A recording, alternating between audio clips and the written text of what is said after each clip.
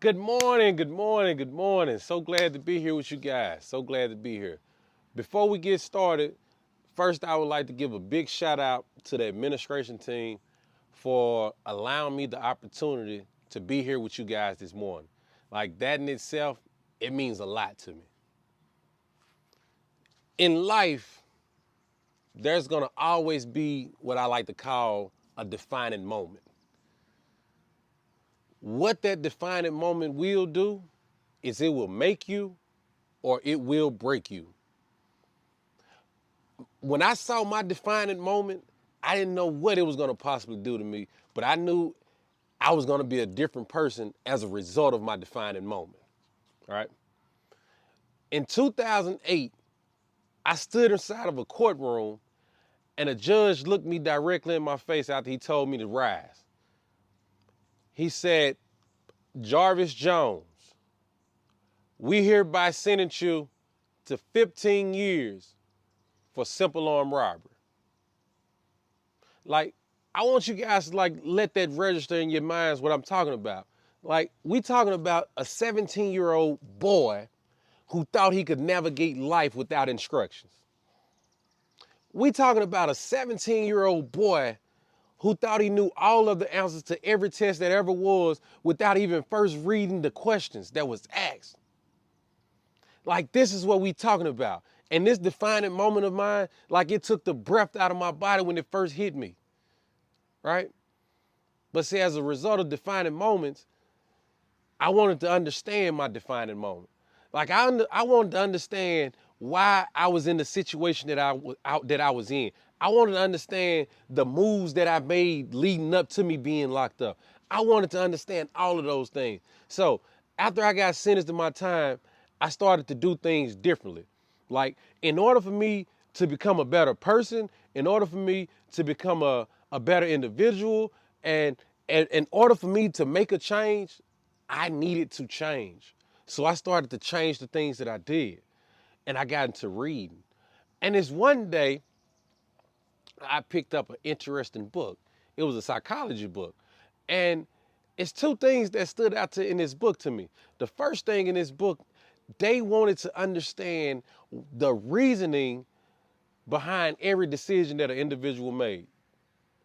The second thing that stood out to me was a term that they use called mental health. Now, for most people, when they hear the term mental health, they don't automatically think about the right things. Not saying that what they think about is wrong, it's just that the images that we've been given to think about mental health has been distorted a little, right? So when most people hear the term mental health, they usually or they typically think about a person that's, dressed in a white gown in some type of hospital, and they may be doing some things that they don't have any control over, such as hitting their heads against the wall. Or they may be doing things such as drooling by the mouth, right? Or the other image that they give us is the homeless guy that all we ever see him doing is talking to himself every time that he's by himself. Like those are the images that we have to work with. And because most people don't associate themselves with either being a person that's in a wheelchair and they're dressed in a gown and they're probably on 5 to 6 different type of medications to control the illness that they're dealing with, they don't associate themselves with that. Or they don't associate themselves with this guy that's been homeless and every time that we see him, he's always talking to himself. They don't associate themselves with that either. So by not associating themselves with those two type of individuals, they don't think that what happened to these two could possibly happen to them. Like just think about it. Do you think that the individual that you see that was in the hospital or the individual that you saw that was homeless, do you think that they were always in those type of situations? Or do you think life maybe got in the way of it? Or the pressure got in the way of it? Or maybe it was something other than pressure, but it was combined with life and everything else that goes with it that made them get to a point where they just lost it or they just broke down, right? So with mental health and understanding the why part, there's something that I found very important was that you must be aware. And most people live life unaware, not because they can't see, but they're unaware because they're not taking score of their lives, right? They're not, most people don't keep count of what goes on in their lives. Like they get up, they make decisions, and they go to bed as if nothing has ever happened. But see, the difference is when you start living life and taking score, you give yourself an advantage. When you can live your life and say, well, okay, this right here makes me tick. Or okay, this right here aggravates me. Or okay, when I do this, the best version of myself comes out every single time. So you give yourself this cheat sheet and then you can use it and make educated decisions on it.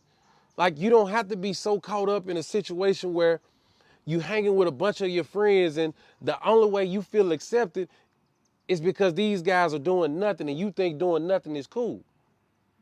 Or I don't want to see you in a situation where you got a bunch of peers and you guys decide it's okay to laugh and pick and ridicule other peers because their struggles are different than your struggles. No, they may not have the finest clothes. No, they may not have the finest shoes, right? But you may have all of these things. But internally, you're suffering. Internally, you feel a emotional pain that's been eating away at you for so long that in order to not get people to see who you are for who you are, you put a mask on every day. And you just walk around living life like everything is perfect. Just so people won't see the hurt, the pain, the trauma that you feel and that you're dealing with on a day-to-day basis. Like people don't know that you go through so much pain, you sometimes think to yourself, what do I have to do to stop all of this pain that I'm feeling? Like people don't know that. But see, what I'm here to tell you is puberty, right? Puberty is the gap point between adolescence and adult. And throughout these last little years that you guys are gonna be adolescents, you gotta absorb this information so you can take it into adulthood. Like you gotta actually start to be intentional about your life. You have to be deliberate about your life. Like, how many of you guys actually take score of your life? Like, I want to know who sits here, who keeps track of every flaw that you have, who keeps track of your insecurities, who keeps track of their strengths, who keeps tracks of their weakness, who keeps tracks of the things that they need to do to become a better individual. Like, who keeps track of those things? And see, when you start to keep track of things like that, then you becoming aware of what's going on in your life. Then you can make different type of decisions. You won't find yourself in a situation that I wanted to be accepted, so I made this brash decision to agree to a situation that said you can make $10,000 in 10 seconds. You won't have to have those type. You won't be judged by those type of decisions that you made when you become aware of how you feel, when you become aware of your surroundings, when you become aware of your emotions. When you become aware of all of these things, it's only comprising a bigger picture of who you actually are. And the very first step to knowing who you are is being aware of your past and your present. Like, I remember being in college and professors, they would always give us a paper to write. And I would cringe at the idea of writing it because every semester I knew that one teacher was going to make us do a paper entitled, Who Am I? Now, for those of you that think that Who Am I is like some type of easy or a paper that takes no time to do, you got another thing coming. When you ask the question, Who am I? Sometimes the answer you get on the other end of that paper, you're gonna be disgusted with. Sometimes the answers that you get on the other side of that paper, you're gonna be heartbroken about. Sometimes the answer that you get on the other side of that paper is gonna leave you devastated. Because the idea that such a person could exist in itself and you're that person is the reason that you're feeling all of these emotions that's rising up right now. Looking at a broken individual hurts. Right? And so the reason that it always hurted me was because I was always reminded of my past. I was reminded that I came from a single parent background. I was reminded that the chances of me being successful in life was slim to none. I was reminded of when I grew up, they told me I was going to either go to jail, I was going to play basketball, I was going to rap, but they never said I had success outside of those things there. And the reason that I'm in college and it hurts me so bad is because I still haven't got past that hurt that I was dealing with. I haven't quite accepted responsibilities like I should have. I hadn't quite admitted my faults. I had to come to a point where I was accepting the roles that I played in my life. And I hadn't got there yet. Because somewhere deep down inside of me was a finger to point and say, well, you know, maybe if my mom would have did this different, or maybe if my teachers would have did this, or maybe if the city would have had more programs set up around for our young youth, that maybe, just maybe something different would have happened. Just maybe if my dad would have been in my life, just maybe I wouldn't be in this situation that I'm in right now. And so there's a lot of blame to go around. But see, the one thing about blame, the one thing about not accepting responsibilities for the action that you've made, see, the one thing about that is it teaches you that you can always have an out because you never have to accept responsibility for yourself. Listen to me now.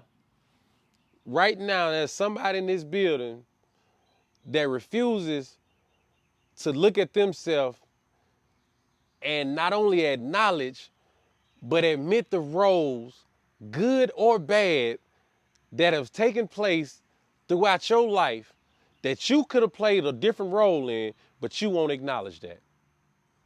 Because it's always somebody else's fault. But I ask you this, when do you look up at yourself and say, I am because I'm going to be? When do you look at yourself and say, what I did will no longer affect who I will become? Like, when do you just say enough is enough?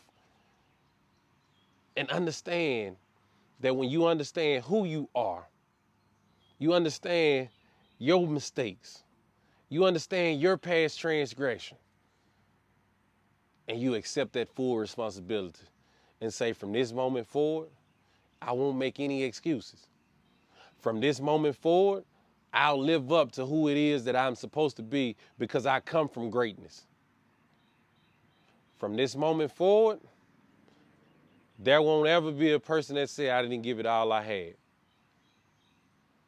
And when you get that mindset, when you make that adjustment, when you make that switch, then you one step closer to having a full function mental health. Because that's what it's all about. First thing I told you guys, I told you about a defining moment. And when we left that defining moment, I said, you have to be aware. And I said, from being aware, the next step, it leads to, who am I?